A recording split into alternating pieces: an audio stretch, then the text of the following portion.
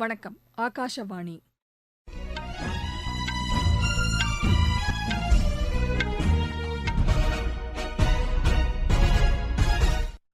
செய்திகள் வாசிப்பவர் லட்சுமி ராகவன். தலைப்புச் செய்திகள். மக்களவைத் தேர்தலுக்கான பிரச்சாரம் விறுவிறுப்படைந்துள்ளது. மத்திய அரசு செயல்படுத்திய திட்டங்கள் மூலம் அனைத்து தரப்பினரும் பயனடைந்துள்ளதாக பிஜேபி கூறியுள்ளது. தொழிலதிபர்களுக்கு ஆதரவாக பிஜேபி தலைமையிலான மத்திய அரசு செயல்படுவதாக காங்கிரஸ் குற்றம் சாட்டியுள்ளது. ஜம்மு காஷ்மீரில் தீவிரவாத அமைப்புடன் தொடர்புடைய 4 பேரை பாதுகாப்புப் படையினர் கைது செய்தனர். போலந்து ஒபன் பேட்மிண்டன் போட்டியில் இந்தியாவின் இமாட் ஃபாரூக்கி சமியா அரையிறுதிக்கு முன்னேறியுள்ளார். இனி விரிவான செய்திகள். நாடு முழுவதும் மக்களவைத் தேர்தலுக்கான பிரச்சாரம் விறுவிறுப்படைந்து வருகிறது.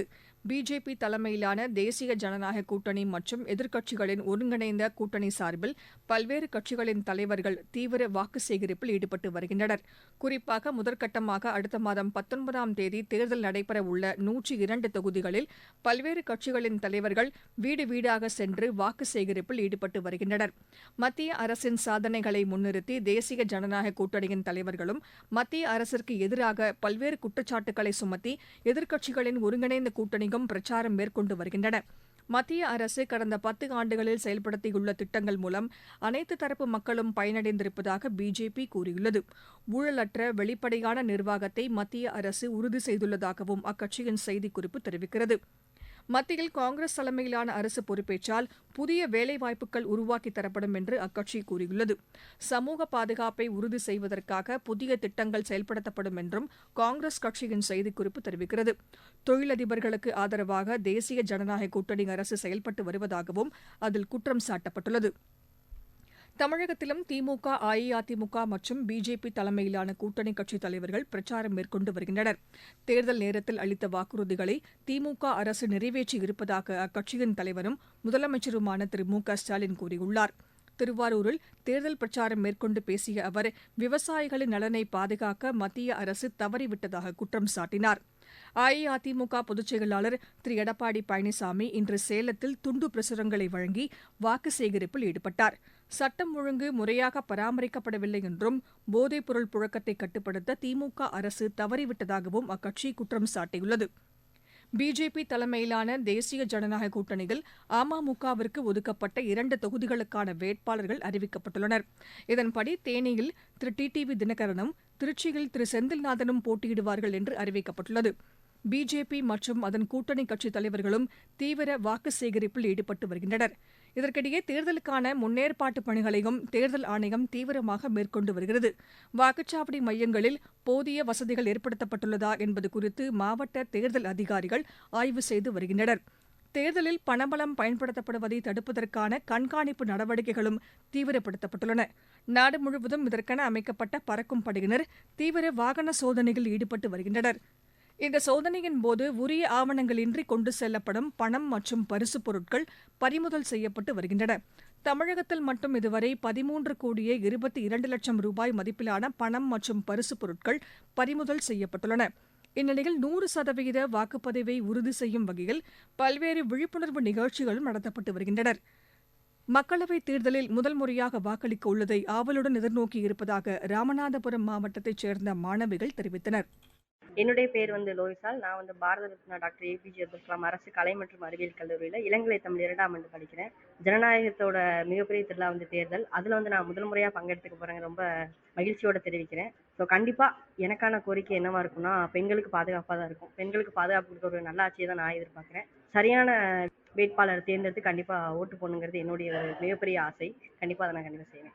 என்னோட பேர் ஸ்வேதா. நான் ஃபர்ஸ்ட் இயர் பிஎஸ்சி சிஎஸ் படிக்கிறேன். நான் ஃபர்ஸ்ட் டைம் ஓட்டிங் போகிறேன். நல்லா ரொம்ப எக்ஸைட்டடாக இருக்குது. நான் என்ன எதிர்பார்க்குறேன்னா, நல்லா பெண் கல்வியில் நல்லா முன்னேற்றத்தை கொண்டு வரணும் அந்த மாதிரி எதிர்பார்க்குறேன். ஸோ நான் அந்த மாதிரி எதிர்பார்த்து ஓட் பண்ணுவேன். நீங்கள் கேட்டுக்கொண்டிருப்பது ஆகாஷவாணியின் செய்தி அறிக்கை. வாக்கு என்பது உங்கள் உரிமை. வாக்களித்தல் உங்கள் கடமை. கடமை புரிந்து உரிமை பெறுவது ஜனநாயகத்தின் தனிப்பெரும் பெருமை.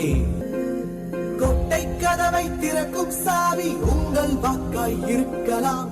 நீங்கள் அளிக்கும் ஒற்றை வாக்கில் தேசிய கொடியே சிறக்கலாம். இதயம் சொல்வதை கேளுங்கள். எல்லாரும் வாக்களியுங்கள். உங்கள் வாக்கு நித்திய வாக்கு, உங்கள் வாக்கு சத்திய வாக்கு, உங்கள் வாக்கு நித்திய வாக்கு, உங்கள் வாக்கு சத்திய வாக்கு.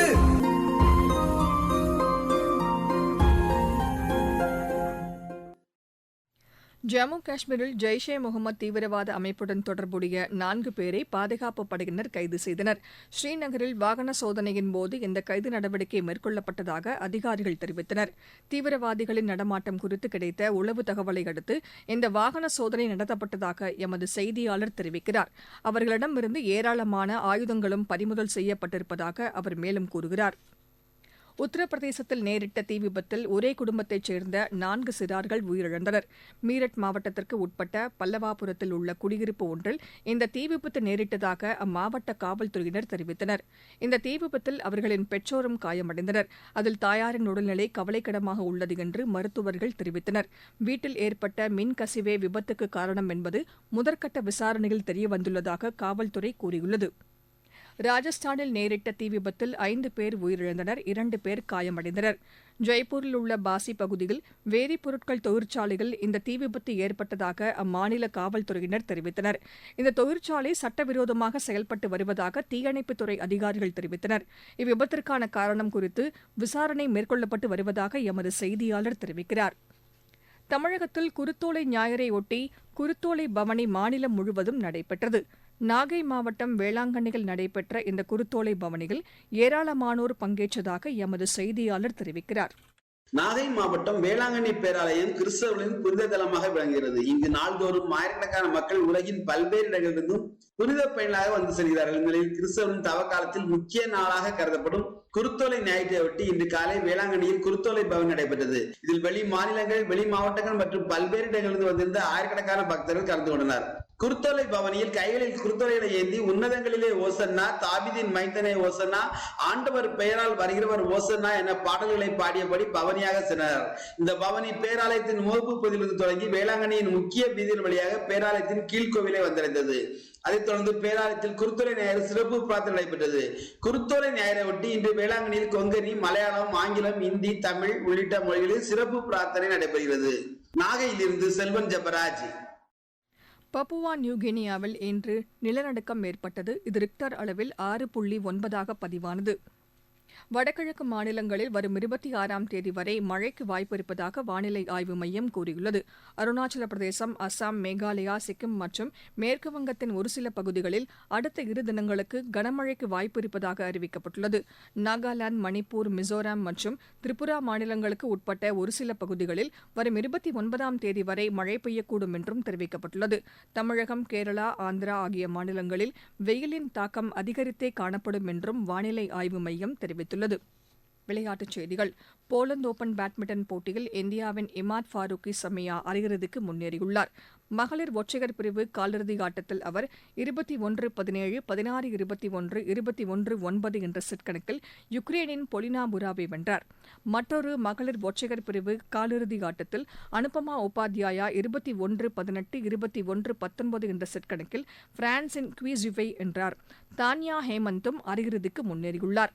ஆடவர் ஒற்றையர் பிரிவில் தர்ஷன் புஜாரியும், இரட்டையர் பிரிவில் அர்ஜுன் த்ருவ் கபிலா இணையும் அரையிறுதிக்கு தகுதி பெற்றுள்ளது. பேரூட் சர்வதேச டேபிள் டென்னிஸ் போட்டியில் இந்தியாவின் சத்யன் ஞானசேகரன் அரையிறுதிக்கு முன்னேறியுள்ளார். ஆடவர் ஒற்றையர் பிரிவு காலிறுதி ஆட்டத்தில் அவர் போர்ச்சுகலின் ஜுவாவோவை வென்றார். மகளிர் ஒற்றையர் பிரிவு காலிறுதி ஆட்டத்தில் ஸ்ரீஜா அகுலா லியூசிங் இணையை வென்று அரையிறுதிக்கு தகுதி பெற்றார். ஆடவர் இரட்டையர் பிரிவில் ஆகாஷ் முதித் இணையும் மானு டாக்கர் இணையும் இறுதி ஆட்டத்திற்கு முன்னேறியுள்ளது. மகளிர் இரட்டையர் பிரிவில் ஸ்ரீஜா தியா இணையும் இறுதிச் சுற்றுக்கு தகுதி பெற்றுள்ளது. கலப்பு இரட்டையர் பிரிவில் சத்யன் ஞானசேகரன் மணிகா பத்ரா இணையும் ஆகாஷ் பொய்மன்ட்ரே இணையும் இறுதி ஆட்டத்திற்கு முன்னேறியுள்ளது. மீண்டும் தலைப்புச் செய்திகள். மக்களவைத் தேர்தலுக்கான பிரச்சாரம் விறுவிறுப்படைந்துள்ளது. மத்திய அரசு செயல்படுத்திய திட்டங்கள் மூலம் அனைத்து தரப்பினரும் பயனடைந்துள்ளதாக பிஜேபி கூறியுள்ளது. தொழிலதிபர்களுக்கு ஆதரவாக பிஜேபி தலைமையிலான மத்திய அரசு செயல்படுவதாக காங்கிரஸ் குற்றம் சாட்டியுள்ளது. ஜம்மு காஷ்மீரில் தீவிரவாத அமைப்புடன் தொடர்புடைய 4 பேரை பாதுகாப்பு படையினர் கைது செய்தனர். போலந்து ஓபன் பேட்மிண்டன் போட்டியில் இந்தியாவின் இமாத் ஃபாரூகி சமியா அரையிறுதிக்கு முன்னேறியுள்ளார். இத்துடன் இந்த செய்தி அறிக்கை நிறைவு பெற்றது.